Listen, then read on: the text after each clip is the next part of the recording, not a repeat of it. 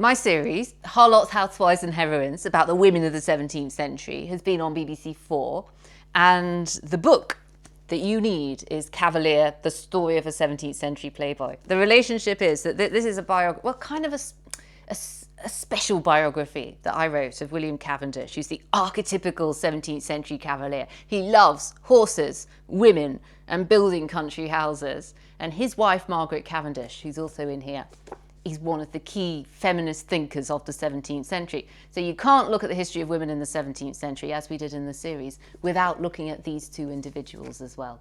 The way that this book and the series are related are that they're set in the same period, some of the same characters, some of the same locations as well. I started writing this book a little while ago, actually, and this is my happy hunting ground of the 17th century. I'd been working as a curator for English heritage in a house called Bolsover Castle in Derbyshire. And I don't know if you've seen it, it's on a hill overlooking the M1. And it's this Gothic, chivalric, romantic recreation of a medieval castle. So I was working there for English heritage and I got so sucked into the place that I wanted to know who built it and why anyone would build such a crazy looking house. And that's what got me interested in my Cavalier, who's actually the Duke of Newcastle. He's not a well-known figure of the 17th century at all. In many ways, he was a bit hopeless. He lost this key battle in the English Civil War for the Royalists. He went into exile. He came back with Charles II in the 1660s, so experienced all the big stuff of the 17th century. But what's really interested me about him is the life that was lived in his houses, because he was obsessed with building country houses, loads and loads of them. And they were all packed with his servants and his relatives and his household. And this book is social history, really. It's not a straight biography. It's more like my way of imagining life in a country house in the 17th century. In both the television series and the book, you can expect to meet William Cavendish, my hero, the hopeless royalist loser duke. He's perhaps one of the most glamorous figures of the 17th century, but I really can't condone his behaviour. He was a terrible womanizer. He had these very unpalatable views about a lot of things like the divine right of kings and so on. But he did have glamour. That's his sort of redeeming feature for me. I do find him quite a likeable rogue. And also key, his wife, Margaret, who is the first published feminist writer.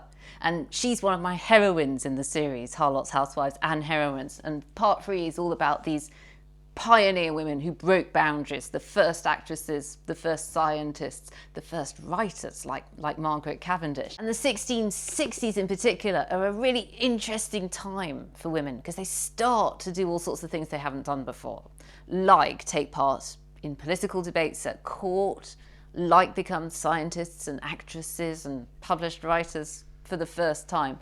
And there's something about the character of Charles II himself, the man who likes and respects women, that allows this to happen.